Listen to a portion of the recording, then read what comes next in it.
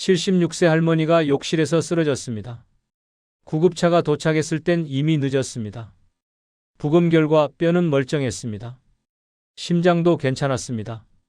사인은 근육 부족으로 인한 낙상사.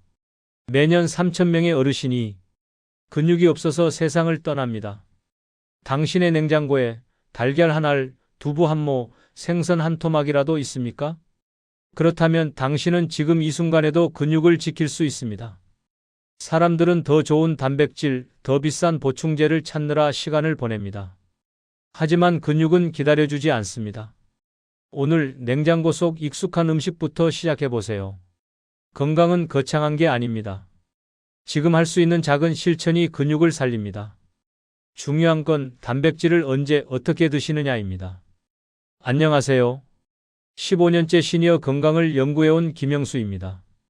오늘은 여러분의 근육을 지키는 단 하나의 열쇠, 단백질 섭취법에 대해 말씀드리겠습니다. 아침엔 입맛이 없어서 죽만 먹어요. 고기는 소화가 안 돼요. 이런 말씀 자주 하시죠? 그런데 바로 이 습관이 여러분의 근육을 하루에 조금씩 녹여내리고 있습니다. 대구에 사시는 박순희 할머니, 어느 날 아침 화장실에서 일어서다가 그만 주저앉으셨습니다. 다리에 힘이 하나도 들어가지 않았던 거죠. 밥은 꼬박꼬박 먹었는데 왜 이렇게 힘이 없을까요? 병원에서 검사를 받았습니다. 뼈는 멀쩡했어요. 관절도 괜찮았습니다. 문제는 근육량이었습니다. 할머니의 식단을 물어봤더니 아침은 흰죽 한 그릇, 점심은 김치찌개와 밥, 저녁에만 생선 조금 곁들이셨다고 합니다. 의사는 말했습니다. 할머니, 단백질이 부족하셨어요. 특히 아침을 거의 안 드신 거나 마찬가지예요. 나이가 들면 근육은 매년 1%씩 줄어듭니다. 60세부터는 더 빨라집니다. 그런데 단백질을 제대로 먹지 않으면 근육이 녹는 속도는 2배가 됩니다. 더 큰 문제는 아침입니다. 밤새 우리 몸은 단식 상태였습니다. 근육은 밤새 에너지로 조금씩 분해됐어요. 아침에 단백질이 들어와야 비로소 근육 합성이 시작됩니다.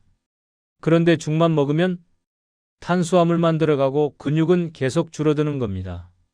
그럼 아침엔 뭘 먹어야 할까요? 답은 간단합니다. 우리가 흔히 접할 수 있는 달걀 2개, 두유 1컵, 요거트 1개로 시작해 보세요. 이것만으로도 단백질 20g이 채워집니다. 그렇게 많이 어떻게 먹어요? 걱정하실 수 있습니다. 하지만 천천히 나눠 드시면 됩니다. 달걀은 삶아서 먹기 편하게 준비하시고 두유는 따뜻하게 데워 마시세요. 요거트는 후식처럼 한 스푼씩 드시면 됩니다. 소화가 걱정되신다면 달걀찜으로 부드럽게 만들어 드셔도 좋습니다. 중요한 건 매일 아침 반드시입니다. 박순희 할머니는 의사의 말을 따랐습니다. 처음엔 힘들었지만 아침마다 달걀 2개와 두유를 챙겨 드셨습니다. 한 달 뒤 할머니는 지팡이 없이 걸어서 병원에 오셨습니다. 선생님, 다리에 힘이 생겼어요. 손주 안아 올리니까 너무 좋더라고요. 그 얼굴에는 웃음이 가득했습니다.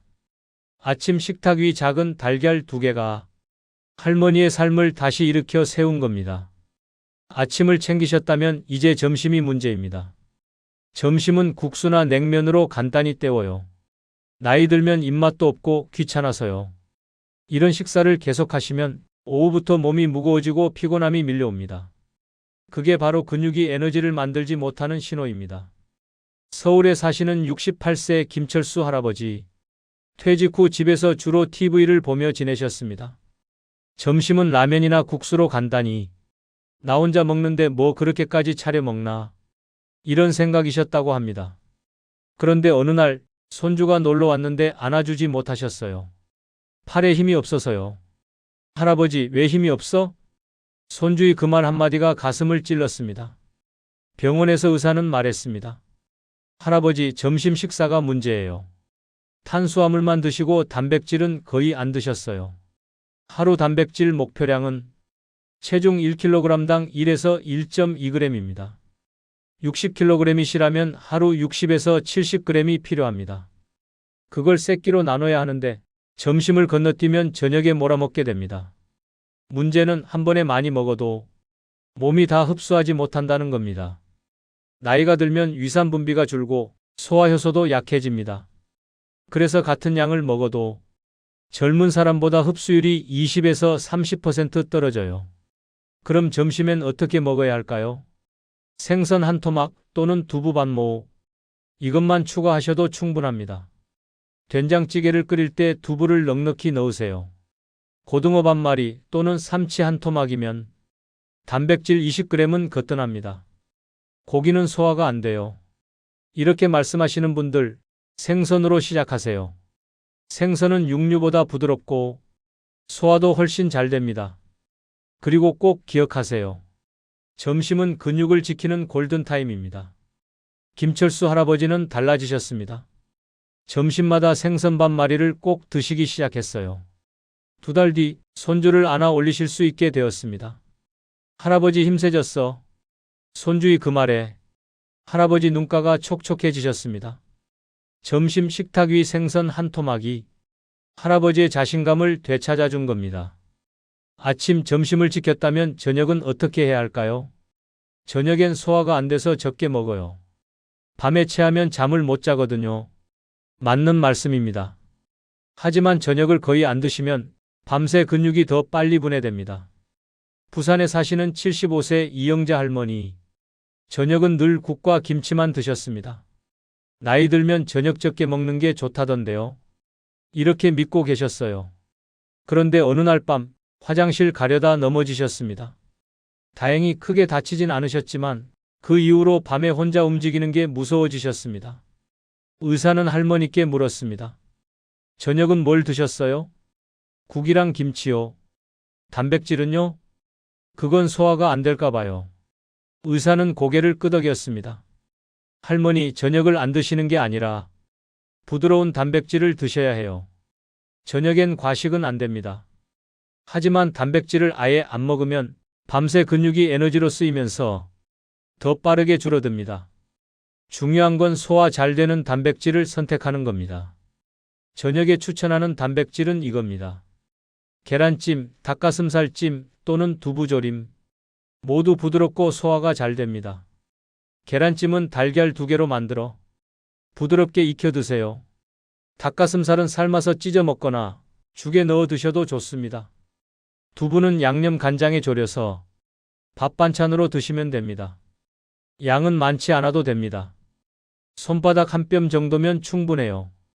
그리고 저녁 식사는 잠자기 2시간에서 3시간 전에 마치세요. 이영자 할머니는 저녁마다 계란찜을 드시기 시작했습니다. 처음엔 반신반의하셨지만 신기하게도 소화가 잘 됐어요.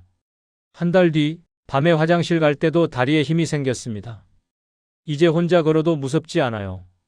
할머니의 그 말씀에 가족들이 함께 눈물을 흘렸습니다. 저녁 식탁 위 작은 계란찜 한 그릇이 할머니의 밤을 지켜준 겁니다. 사실 단백질만으로는 부족합니다. 4번째 이야기에서 그 이유를 알려드리겠습니다. 단백질 열심히 먹는데도 힘이 안 생겨요. 이런 말씀하시는 분들 계십니다. 왜 그럴까요?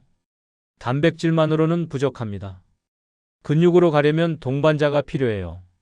광주에 사시는 70세 최정숙 할머니. 의사 말대로 단백질을 열심히 챙겨 드셨습니다. 달걀, 생선, 두부 빠짐없이 드셨어요. 그런데 한 달이 지나도 별로 달라진 게 없었습니다. 왜 효과가 없는 걸까요?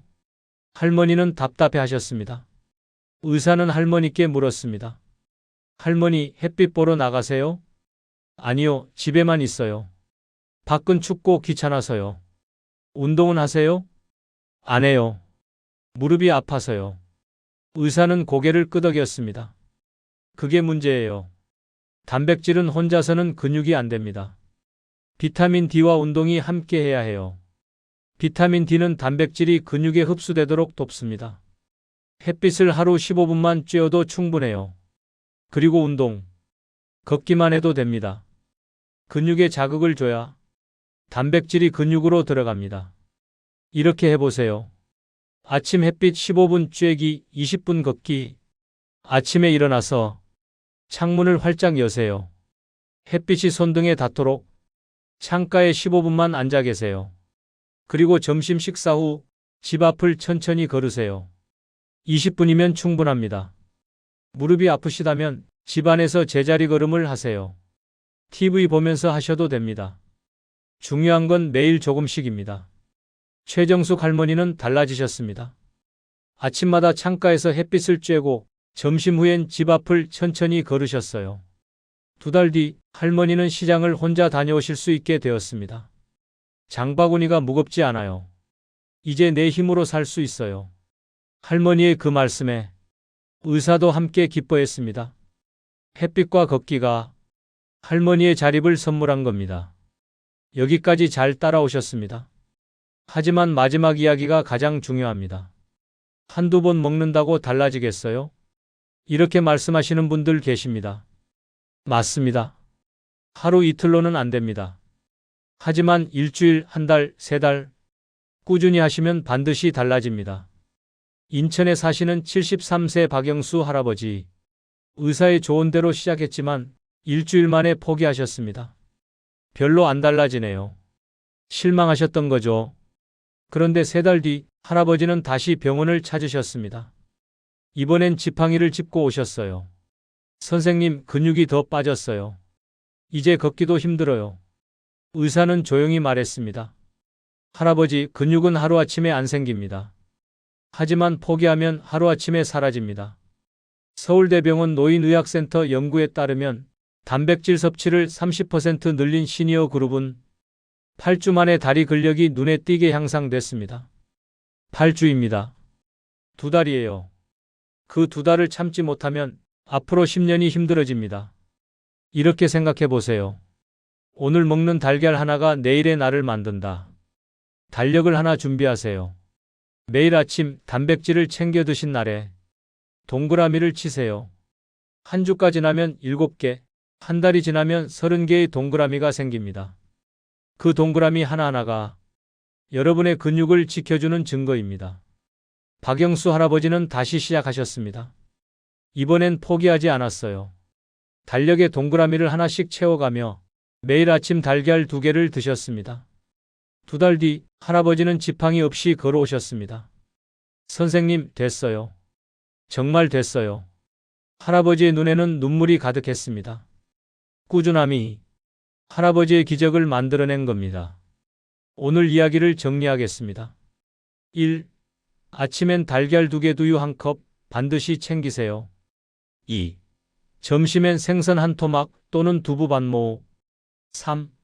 저녁엔 계란찜이나 닭가슴살로 부드럽게. 4. 햇빛 15분, 걷기 20분 매일 함께 하세요. 5. 달력의 동그라미, 꾸준함이 기적을 만듭니다. 여러분, 근육은 약이 아닙니다. 하지만 매일의 회복제입니다. 오늘 하루 식탁 위 달걀 하나가 10년 뒤 여러분의 걸음을 지켜줄 겁니다. 살아있다는 건 참 감사한 일입니다. 오늘도 건강하게 살아갑시다. 좋아요 한 번이 누군가의 생명을 바꿀지도 모릅니다. 그리고 여러분의 변화가 느껴지면 댓글로 이야기를 남겨주세요. 당신의 이야기가 또 다른 누군가의 회복을 만듭니다. 감사합니다.